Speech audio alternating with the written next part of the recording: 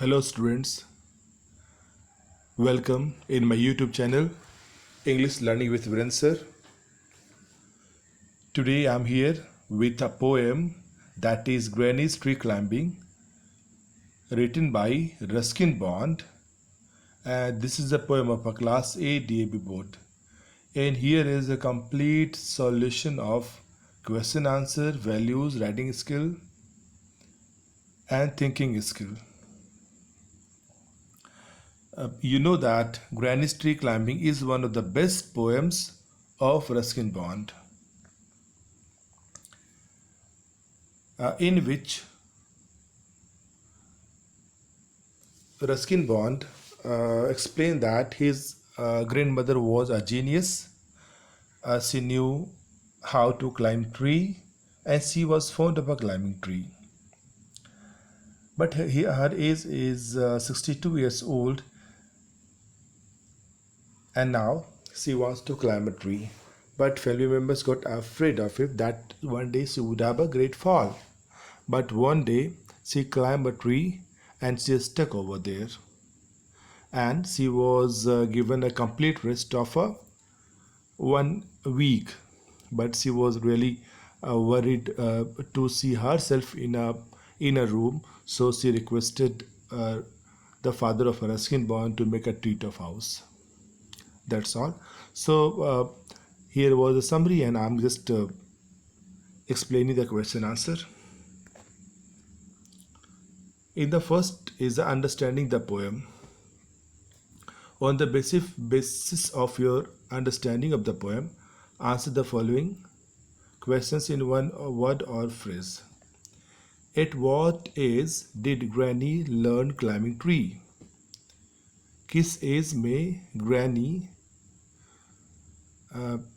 Tree पर चढ़ना सीख ली? Granny learned climbing tree at the age of 6.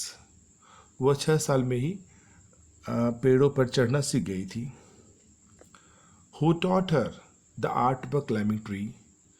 किसने उन्हें सिखाया था पेड़ों पर चढ़ना? Her loving brother taught her the art of a climbing tree. उनके भाई ने उन्हें सिखाया था पेड़ों पर चढ़ना. How old was she when she last climbed a tree? Granny की एज कितनी उनकी एज थी जब वो लास्ट टाइम पेड़ों पर चढ़ी थी? And she was 62 years old when she last climbed a tree. In which season did she get trapped in a tree? किस सीजन में वो फंस गई थी ट्री पर? Here is the word trapped is there, means फंस जाना. In summer season she got trapped in a tree. गर्मी के सीजन में वो फंस गई थी.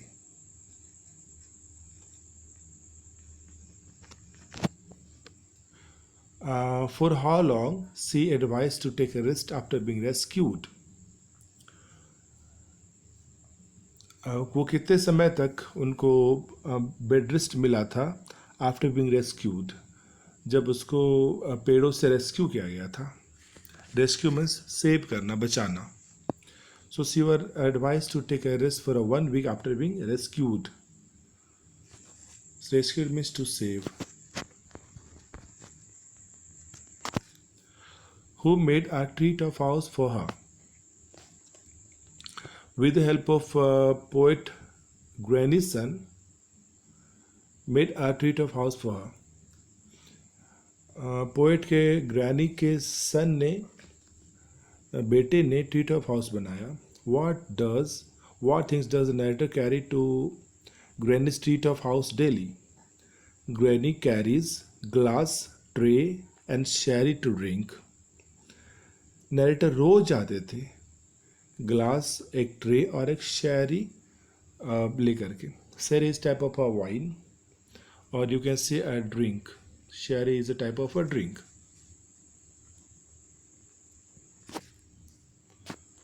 So let us go to the next question. Read the extract given below and answer the questions that follow. ये पोएम का एक एक्सट्रैक्ट है, यानी कि स्टेंजाज है जो दिया गया है, और इसको पढ़ करके आपको आंसर बताना है.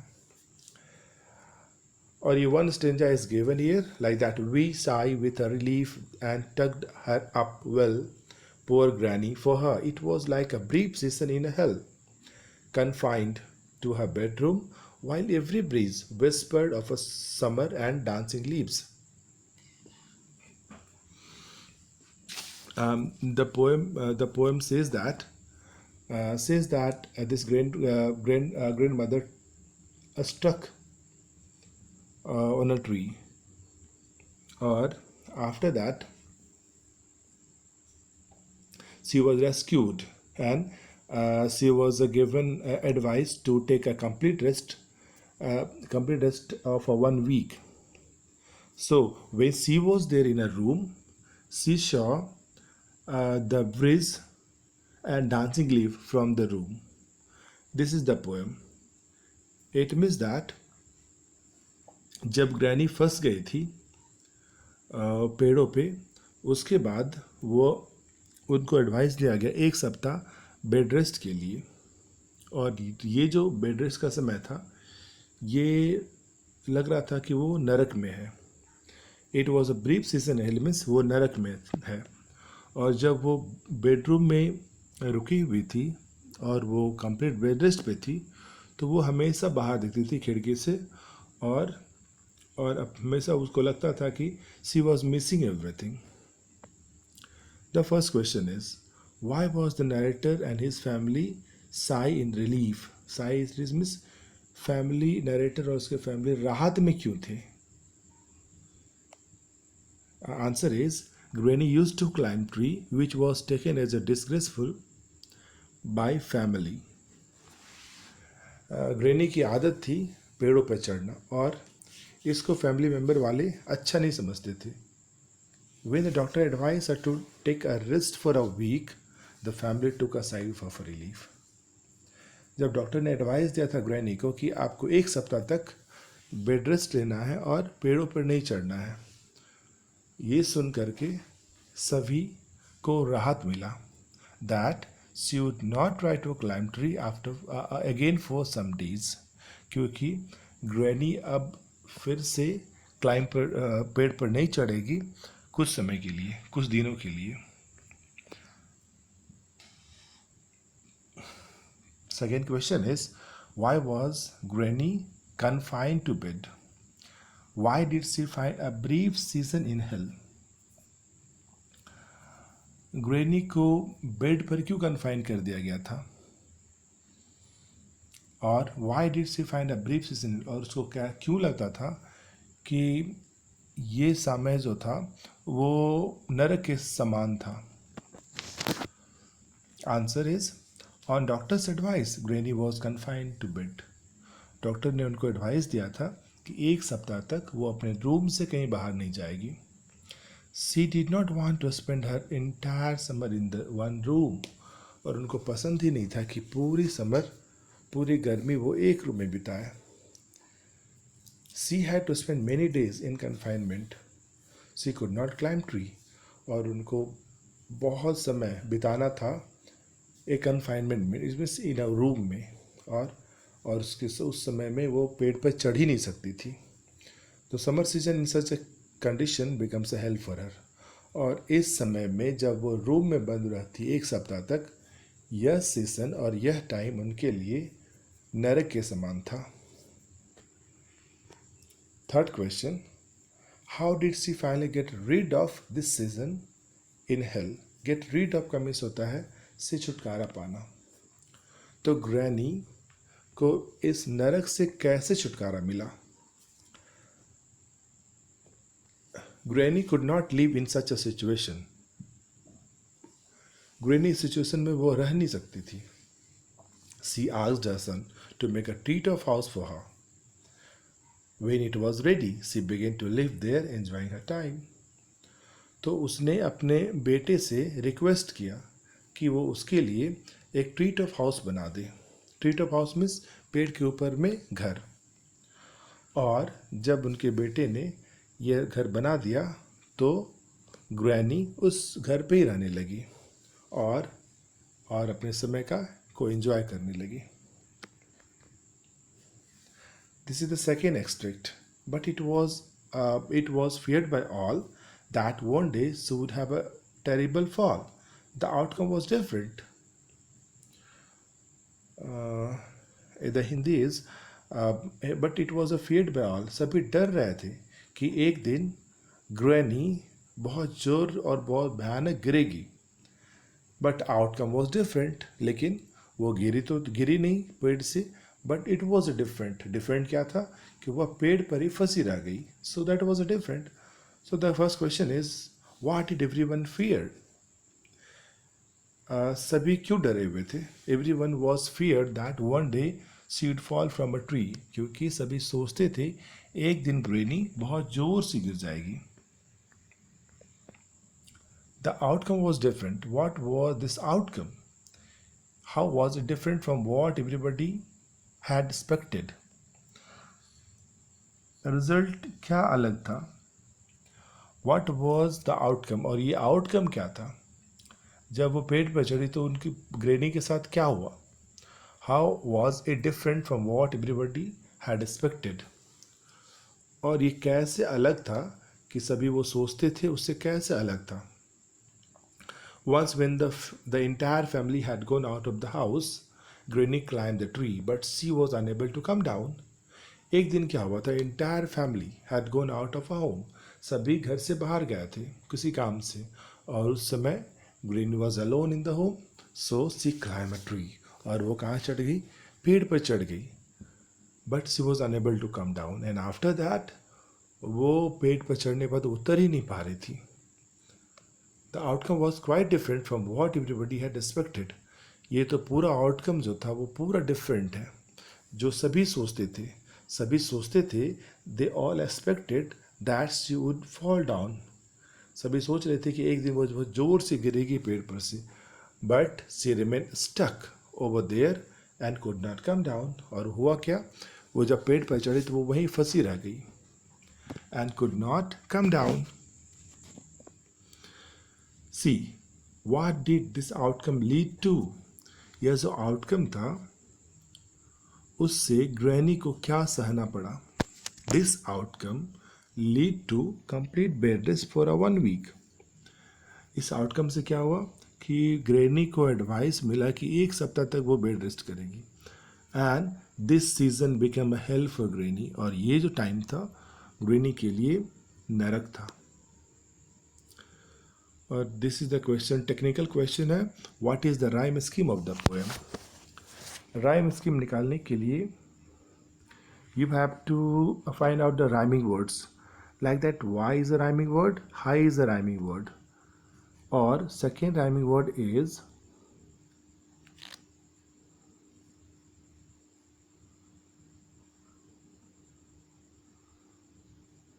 देखिए this is a you and too. So यहाँ पर अगर हम लोग ए लिखेंगे तो यहाँ भी ए लिखना पड़ेगा. अगर यहाँ पे हम बी लिखेंगे तो यहाँ भी बी लिखना होगा. So that rhyme scheme is a और B. In the same way you can find out the rhyme scheme of any stranger.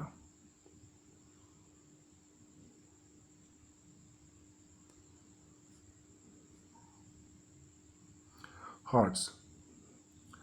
The poet says, every breeze whispered of a summer and dancing leaves. Discover with a partner how breeze can whisper and leaf dance. Which figure of speech has been used here? Poem में एक line है, उसमें बोला जाता है कि every bridge whispered. Bridge का means होता है ठंडी हवा, cold air. whispered means speak slowly. Speaks very slowly, फुसफुसाना. So that the poet says that हर एक हवा धीरे धीरे बोलती थी समर में और लीव्स डांस करते थे. सो द क्वेश्चन इज यहाँ पे which figure of speech have been used. Figure of speech में होता है अलंकार, जो हम लोग हिंदी में पढ़ते हैं अलंकार. Figure of speech use by the poet to beautify the lines को ब्यूटिफाई करने के लिए पोएट फिगर ऑफ स्पीच और अलंकार यूज करते हैं. So here is the answer is there. According to the poet, every breeze that was blowing was speaking of arrival of a summer season. Poet यह बोलना चाहते हैं कि जो भी हवा जो ब्लो कर रही थी, बह रही थी, so it shows the arrival of a summer season. ये बता रहा था कि समर सीजन अब आने वाला है. And leaves was fluttering in a manner as is was dancing. और लीव्स जो है ऐसा बिहेव कर रहा था और एक्टिविटी कर रहा था जैसे कि लग रहा था कि दे आर डांसिंग, ऐसे हिल रहे थे. Fluttering means it was like a dancing. The figure of speech used is personification. यहाँ पर पर्सनिफिकेशन का यूज़ किया गया है. As breeze and leaves have been given as a human shape. क्योंकि personification is a figure of speech in which non living objects are behaving like a human being. इसमें क्या होता है, नॉन लिविंग ह्यूमन बींग्स की तरह behave करते हैं. So here is personification have been used. और यहाँ पे कौन बिहेव कर रहा है, यहाँ पे ब्रिज बोल रहा है, स्लोली बोल रहा है, तो ये तो ह्यूमन की तरह बिहेव कर रहा है. And dance is also what leaves is also dancing like a human. और यहाँ पे लीव्स भी ह्यूमन की तरह डांस करते हैं. इट मीन्स यहाँ पे ब्रिज और लीव्स को पर्सनिफाई किया जा रहा है. कैसा, ह्यूमन की तरह. इसीलिए that's why here is the personification have been used.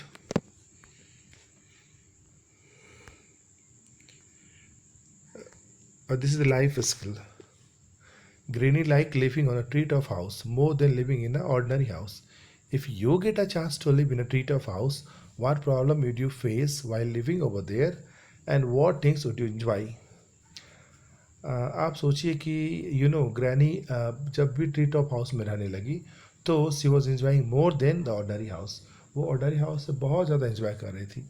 अगर इमेजिन कीजिए कि अगर यह चांस आपको मिले और आप ट्री टॉप हाउस में रहने लगे, सो किस तरह का प्रॉब्लम आप फेस करोगे और क्या किस तरह से वो आप एंजॉय कर सकते हो. The poet's grandmother was quite different from the other grandmothers. Poet की ग्रैंड मदर सभी ग्रैंड मदर से बहुत डिफरेंट है. She has a passion of a climb tree. उसका हॉबी है, she like climbing tree. She had develop a close relation with the nature. और उसको बहुत अच्छा लगता है नेचर में रहना. और loves to spend some time in the lap of a nature. और प्रकृति के गोद में रहना उसको बहुत पसंद है.